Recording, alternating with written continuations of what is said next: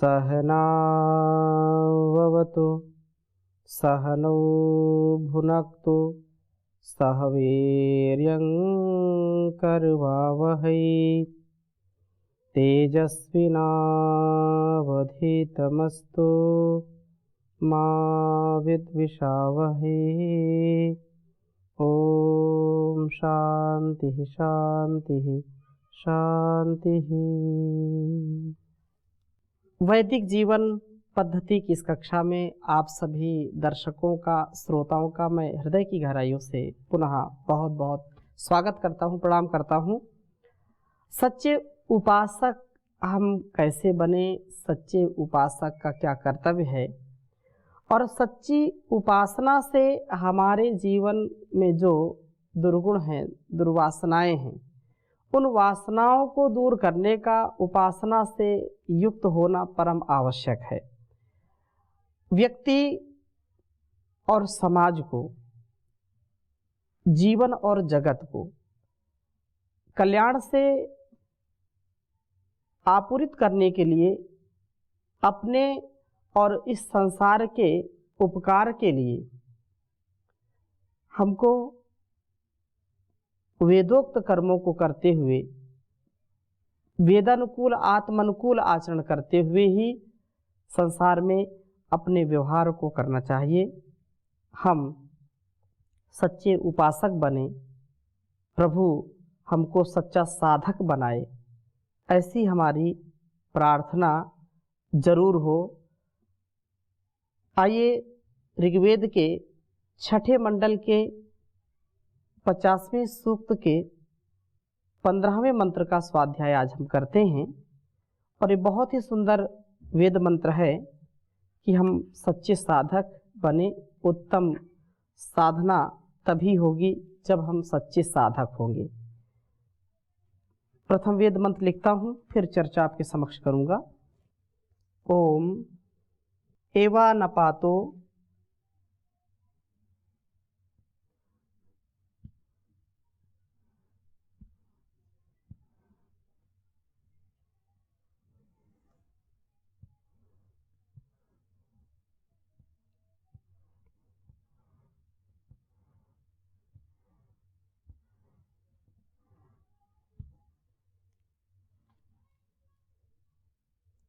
मम तस्य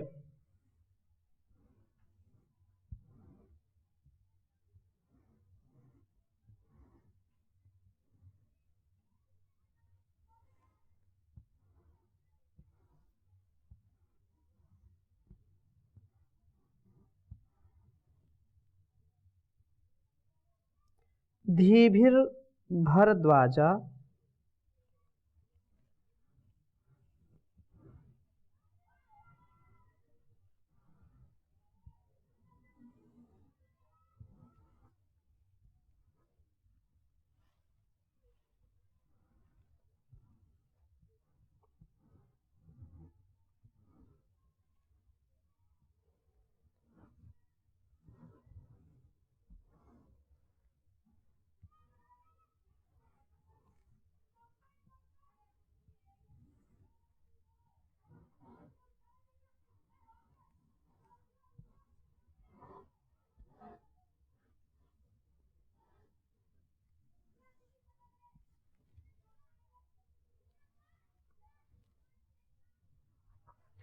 अभ्यर्चन्त्यर्कैः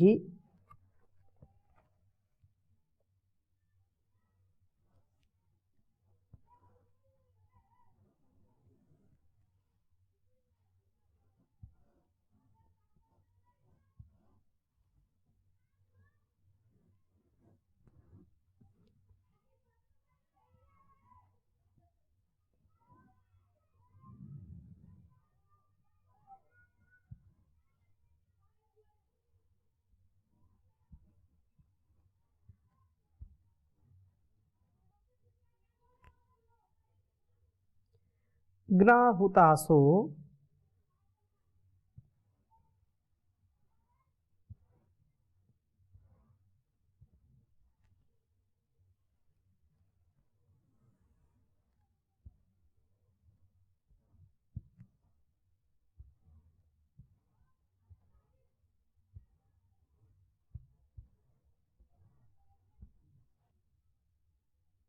वसवो धृष्टा।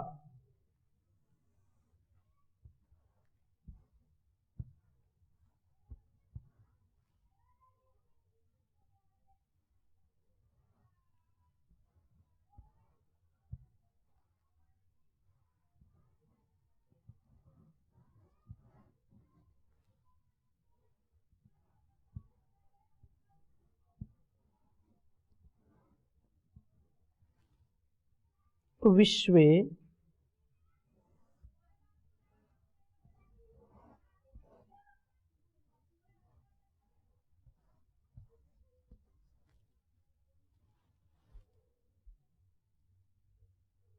स्तुतासो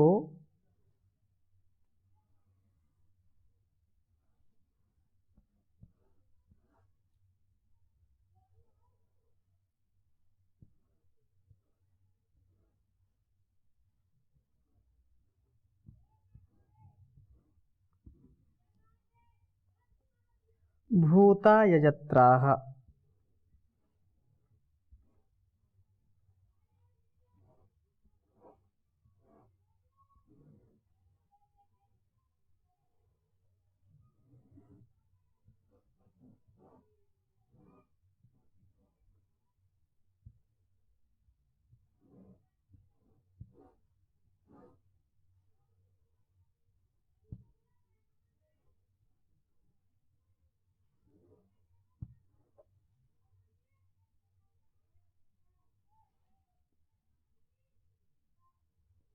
ऋग्वेद के छठे मंडल के 50वें सूक्त का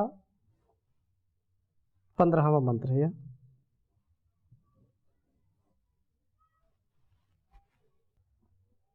ओम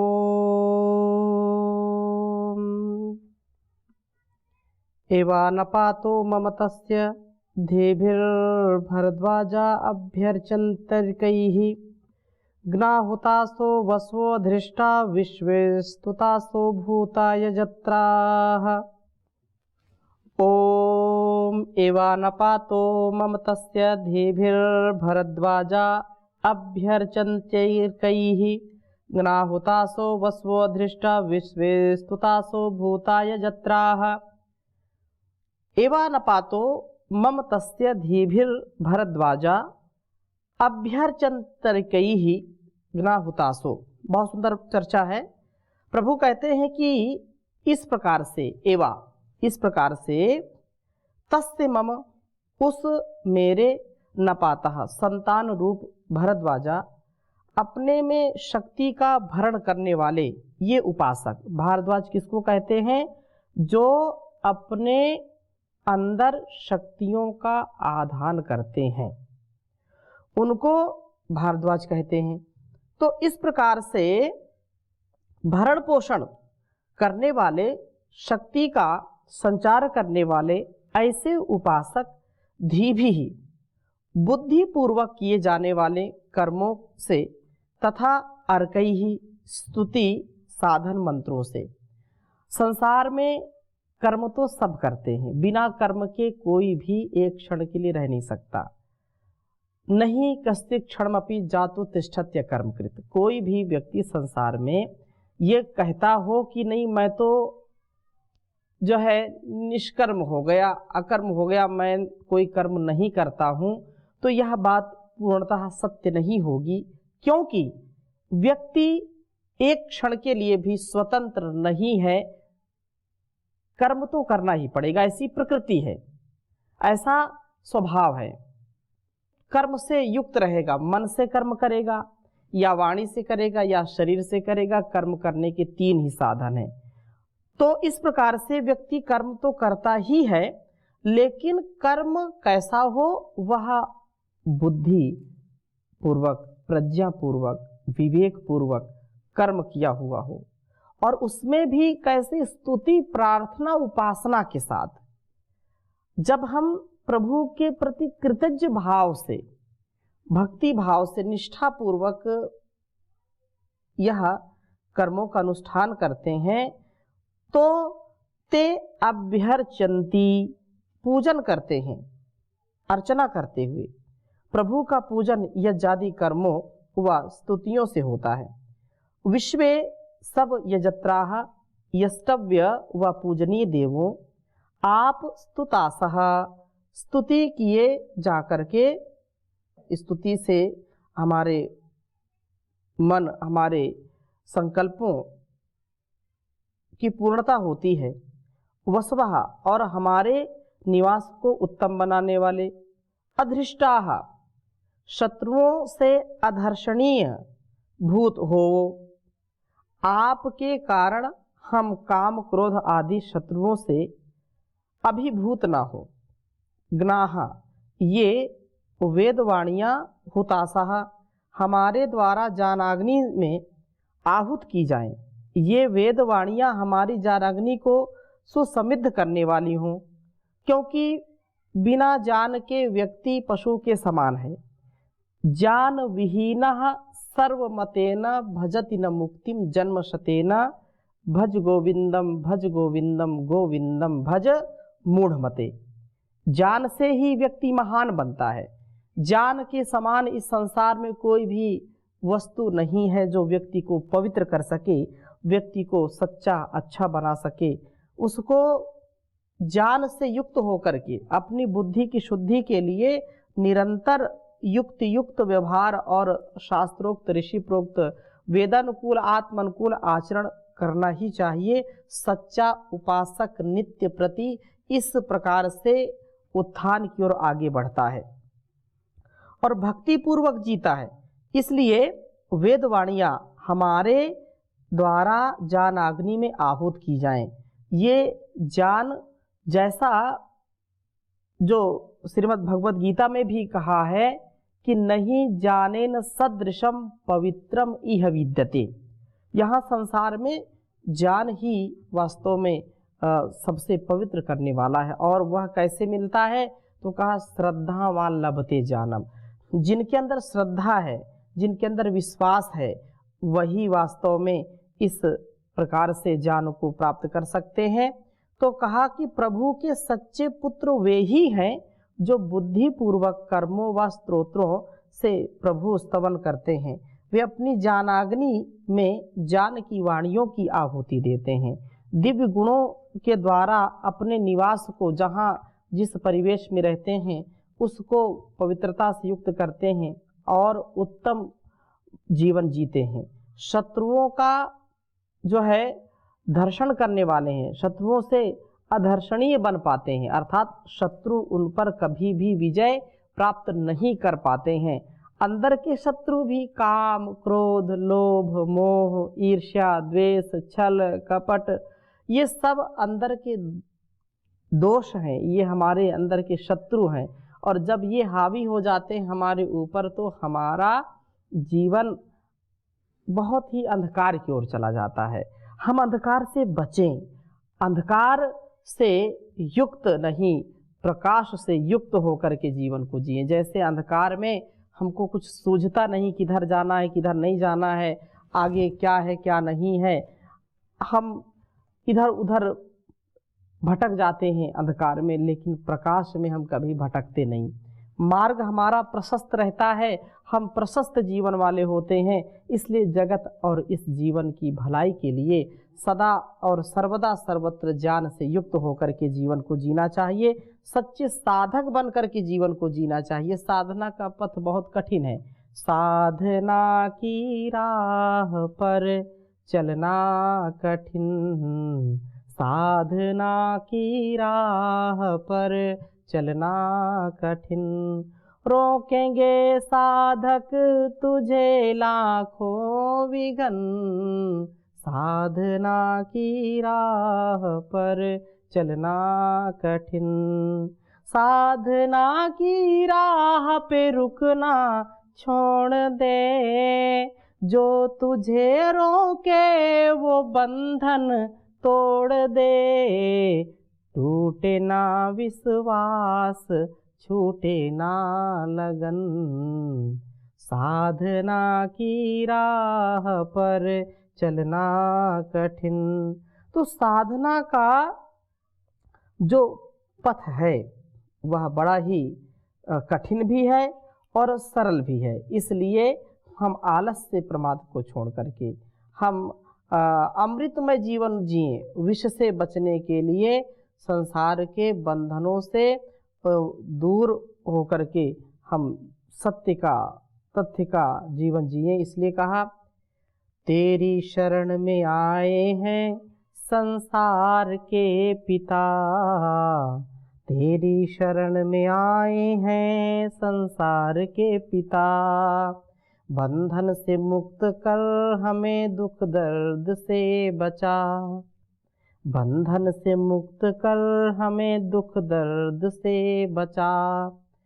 आए हैं तेरे द्वार पर झोली पसार कर, नैया हमारी पाप की भव सागर से पार कर, कुमार्ग से हटा हमें सन्मार्ग पर चला, कुमार्ग से हटा हमें सन्मार्ग पर चला, बंधन से मुक्त कर हमें दुख दर्द से बचा। शक्ति का तू भंडार है, बल हमको दे दीजिए, कृपा की दृष्टि है पिता हम सब पर कीजिए। हम दीन दुखियों ने लिया है तेरा आसरा, हम दीन दुखियों ने लिया है तेरा आसरा, तेरी शरण में आए हैं हम संसार के पिता, बंधन से मुक्त कर हमें दुख दर्द से बचा। मोह माया काम क्रोध ने घेरा है आन कर, मोह माया काम क्रोध ने घेरा है आन कर, मुझको सभी सताते हैं बलहीन जान कर, इन दुष्ट और कष्टों से प्रभु हमें तू बचा। तेरी शरण में आए हैं संसार के पिता, तेरी शरण में आए हैं संसार के पिता, हृदय हमारा शुद्ध हो निर्मल हो आत्मा, हृदय हमारा शुद्ध हो निर्मल हो आत्मा, दर्शन करें हम आपके जिसमें हो परमात्मा, आवागमन के चक्र से प्रभु हमको दे छुड़ा। तेरी शरण में आए हैं संसार के पिता, बंधन से मुक्त कर हमें दुख दर्द से बचा, बंधन से हमको मुक्त कर दुख दर्द से बचा। तो दुख दर्द से और बंधन से, दोषों से, दुर्गुणों से बचने का उपाय क्या है कि हम प्रभु की शरणागति में रहें और सदा सर्वदा सर्वत्र अपने अपने गुणकर्म स्वभाव से युक्त हो ऐसे जीवन को जिएं जिससे एक पल का भी कभी भी हमारे अंदर का जो आसुरी भाव है वो कभी उठ ना पाए, हमारे ऊपर आने ना पाए। हम जब निरंतरता पूर्वक, लयबद्धता पूर्वक अपनी भक्ति को, अपनी निष्ठा को, अपनी श्रद्धा को सामने रख करके सेवा करेंगे तो कभी कभी हमारे अंदर का जो आसुरी भाव है वो जब उठता है, लेकिन वो उठ नहीं सकेगा। हम साधक बने, साधना का यह पथ, यह शरीर साधन के रूप में मिला है, यह संसार भी साधन के रूप में मिला है, लेकिन इसमें बाधाएं हैं। इन बाधाओं को हम दूर करते जाएं और संकट आएंगे, संकट जाएंगे। संकट से हमको कभी भी घबराना नहीं, कभी भी हताश निराश नहीं होना है। और इस प्रकार से यह बात कही है। आगे भी चर्चा छठे मंडल के 91वें सूक्त का पहला मंत्र, जिसमें सूर्य की साधना की बात कही है। सूर्य का तेज अत्यंत प्रियकर हो हमारे लिए और हमें हिंसित ना होने देने वाला हो यह। तो इस प्रकार से इसमें प्रार्थना की है कि सूर्य के प्रसंग में मित्र और वरुण का भाव दिन और रात्रि के भाव से युक्त है। वह प्रसिद्ध प्रकाशक महान विस्तृत दिन रात्रि के लिए प्रीतिकर अहिंसित शुद्ध दर्शनीय आदित्य का तेज तथा सबके अभिमुख उदित होता हुआ। सूर्य के इस तेज के कारण ही दिन व रात्रि का होना सुनिश्चित होता है। यह सूर्य का तेज रोग कर्मियों का संहार करता हुआ हमें अहिंसित रखता है, अर्थात हिंसित नहीं होने देता है। सो अदब्धा निरोगता को उत्पन्न करने वाला यह तेज शुचि है। उदिता उदय होने पर दिवह रुक्महना द्युलोक के स्वर्ण भूषण के समान यह चमकता है। सूर्य द्युलोक का भूषण ही प्रतीत होता है। हमारा जीवन ऐसे ही देदीप्यमान हो, सूर्य के समान हो और हम सूर्य के समान इस संसार को प्रकाश दे सकें अपने ज्ञान से, अपने विवेक से, अपने वैराग्य से, क्योंकि जिसका जीवन जितना श्रेष्ठ होगा वही वह व्यक्ति देता है। यदि वह दुर्जन है, यदि वह गलत आचरण करने वाला है, तो ऐसे ही गलत संस्कार वो दूसरों को देता है। लेकिन वास्तव में जो आत्म कल्याण से आत्मरति है, जो स्वयं अपने और अपनों का, इस संसार का कल्याण करना चाहते हैं, वे तो सूर्य के समान ही निरंतरता के साथ चलते हैं। कुछ लोग कुछ चलते हैं और थक जाते हैं, थोड़ा सा किसी ने कुछ कह दिया तो रुक जाते हैं। सेवा धर्म परम गहनो योगी नाम अप्यगम्य। सेवा धर्म बड़ा कठिन है, परंतु यदि व्रत लिया है, यदि संकल्प लिया है और उस परम पिता परमेश्वर ने हमको जो दिया है, उस दिए हुए का वितरण जितना हम करेंगे उतना ही हमारे जीवन और जगत के लिए कल्याणकारी होगा। स्वस्ति पंथा मनुचरेम सूर्या चंद्रमसा विव पुनर्ददता घ्नता जानता संगमे मही। जैसे इस स्वस्ति कल्याण के पथ पर, कल्याण के लिए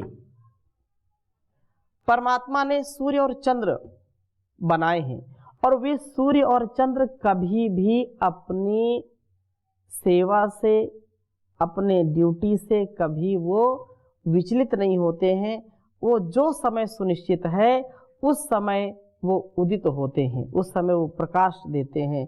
जिस समय अस्त होना होता है वो अस्त होते समय से सूर्य का उदय होना, अस्त होना, ये तो केवल पृथ्वी का जो कार्य है, पृथ्वी का वह चक्कर जो लगा रही है उस दृष्टि से। परंतु यह तो कहते हैं सूर्य उदय होता है, अस्त होता है, यद्यपि वह सदा एक जैसा ही रहता है, तथापि जो हमारे इस समाज को, संसार को ज्ञान के प्रकाश से प्रकाशित करने वाले होते हैं, उनका भी जीवन सूर्य के समान होता है। तो यही प्रार्थना इसमें कही है कि सूर्य का तेज अत्यंत प्रीतिकर व हमें न हिंसित होने देने वाला है। यह उदय हुआ सूर्य द्युलोक का भूषण ही प्रतीत होता है।